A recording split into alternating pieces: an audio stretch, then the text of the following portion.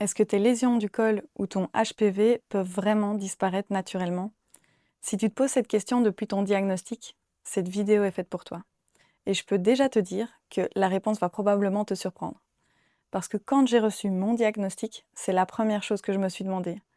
Et je sais que beaucoup de femmes se posent cette question, que ce soit en silence ou en cherchant des infos partout sur Internet, sans qu'elles puissent vraiment obtenir une réponse claire.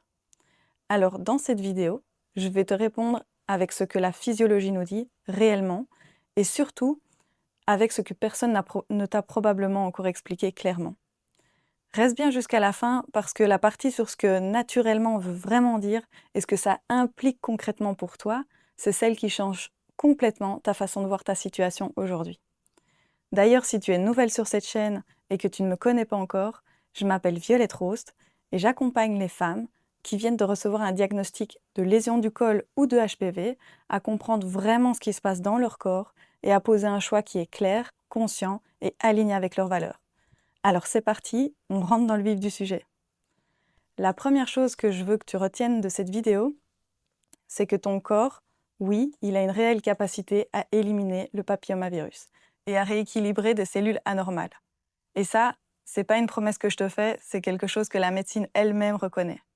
Et c'est important que tu le saches, parce que ça change complètement ton état d'esprit dans ce que tu traverses aujourd'hui. On estime qu'environ 80% des personnes dites sexuellement actives vont rencontrer le HPV à un moment ou à un autre dans leur vie. Ce qui est un pourcentage énorme, on n'est pas loin de l'intégralité de la population quand on regarde, et pourtant, dans la majorité des cas, le corps finit par s'en débarrasser lui-même, sans même que la personne ne s'en rende compte.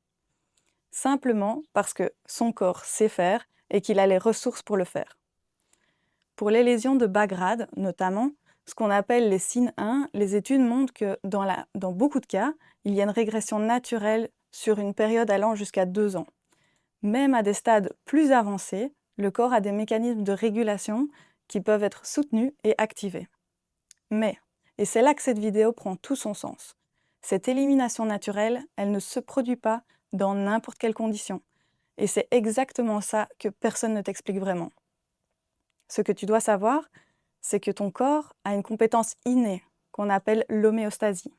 C'est-à-dire que c'est sa capacité de chercher en permanence à retrouver un équilibre, à se réguler et donc à corriger ce qui est en déséquilibre. C'est ce qu'il fait chaque seconde de chaque jour sans même que tu t'en rendes compte. Quand des cellules commencent à se modifier ou qu'un HPV persiste, ce n'est pas ton corps qui te lâche. Il t'envoie tout simplement un signal. Un signal qui dit qu'il y a quelque chose dans ton terrain, dans ton environnement interne, qui crée des conditions où ce déséquilibre peut s'installer et se maintenir. Et c'est précisément ce changement de regard qui a tout transformé pour moi quand j'ai reçu mon propre diagnostic. Je suis passée de « pourquoi ça m'arrive ?», cette question qui au départ n'a cessé de tourner en boucle dans ma tête, à « qu'est-ce que mon corps essaie de m'indiquer et comment est-ce que je peux lui répondre ?» Parce que quand tu te poses la deuxième question, tu n'es plus dans la peur, tu es dans la compréhension. Et c'est ça, la clé qui te permet de reprendre ton pouvoir et qui te permet d'agir. Alors c'est quoi concrètement les conditions optimales pour que ton corps puisse faire son travail? Je ne suis certainement pas là pour te donner un énième protocole ou pour te prescrire quoi que ce soit. Moi, je suis là pour te transmettre les données que j'ai relevées des études et que la médecine elle-même identifie, notamment les cofacteurs. Alors, c'est quoi les cofacteurs? Ce sont des éléments qui peuvent influencer l'évolution de ta situation dans un sens ou dans l'autre.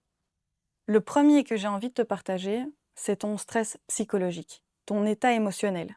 Ici, je ne te parle pas du stress passager du lundi matin, mais d'un état de tension, de pression chronique, ce fameux sentiment constant d'être débordé, de ne pas te sentir en sécurité dans ton corps, dans ta vie ou dans tes relations. Parce que ton corps ne fait pas de différence. Tout ce que tu vis émotionnellement, ton système immunitaire le ressent et est directement impacté. Le deuxième que je veux te partager, c'est ton système immunitaire. C'est lui qui est en première ligne et son efficacité dépend d'une série d'autres facteurs, notamment de ton niveau de stress chronique dont je te parlais précédemment, mais aussi de la qualité de ton sommeil, de ton alimentation, de ta respiration, de ton élimination. Alors si ton système immunitaire est fragilisé, il a moins de ressources pour faire ce travail de régulation et d'élimination que ton corps cherche à faire. Mais la bonne nouvelle, c'est que ton corps se régénère chaque jour. Et c'est ça, la physiologie. Alors, si tu commences à lui apporter ce dont il a besoin, tu vas clairement le soutenir dans une recherche d'équilibre permanent. Il y a beaucoup d'autres cofacteurs, notamment tes habitudes de vie, ta contraception hormonale, qui peuvent aussi considérablement modifier ton environnement intérieur. Alors peut-être que ces cofacteurs peuvent te sembler anodins, mais pourtant, ces petits gestes du quotidien sont ceux-là qui ont le plus d'impact sur ton corps.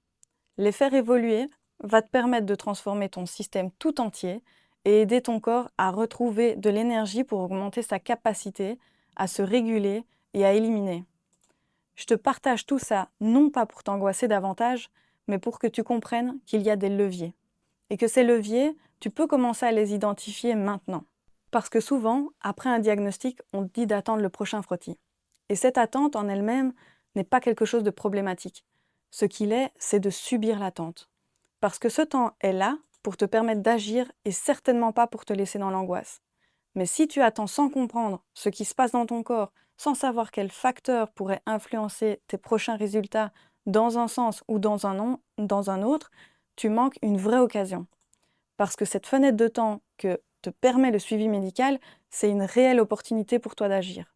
D'ailleurs, ce que j'aurais aimé qu'on me dise quand j'ai reçu mon diagnostic, c'est que je n'étais pas obligée de choisir entre subir en attendant le prochain rendez-vous ou agir dans l'urgence, mais qu'il existait une troisième voie, qui est de comprendre ce qui se passe, identifier ce qui dans mon quotidien pouvait me soutenir ou freiner les capacités naturelles de mon corps pour que je puisse avancer pas à pas avec cette compréhension. Et c'est exactement ce chemin-là qui, pour moi, a tout changé. Alors, pour répondre à ta question principale, oui, tes lésions du col ou ton HPV peuvent s'éliminer naturellement. Le corps a cette capacité. Mais naturellement ne veut pas dire passivement. Donc, ça ne veut pas dire que tu n'as rien à faire en attendant que ça se passe. Ça veut dire que ton corps, quand il a les conditions pour le faire, c'est retrouver son équilibre. Et que toi, tu peux apprendre à comprendre ces conditions, à les identifier dans ta vie et à te positionner comme quelqu'un qui accompagne son corps dans ce processus plutôt que quelqu'un qui subit ce qui lui arrive. Ça ne veut pas dire que ce que je te partage remplace ton suivi médical, mais il peut clairement coexister avec une vraie compréhension de ce qui se passe dans ton corps et une posture active. Si cette vidéo t'a éclairé, dis-moi en commentaire, est-ce que tu savais que ton corps avait cette capacité naturelle de se rééquilibrer? Alors moi, je lis tous vos commentaires et ta réponse m'aide beaucoup à créer du contenu dont tu as vraiment besoin. Et si cette vidéo t'a été utile, n'hésite pas à la partager, à la liker pour permettre à d'autres femmes comme toi de bénéficier de ces précieuses informations. Et moi, je te dis à la semaine prochaine pour une nouvelle vidéo. À très vite. Bye.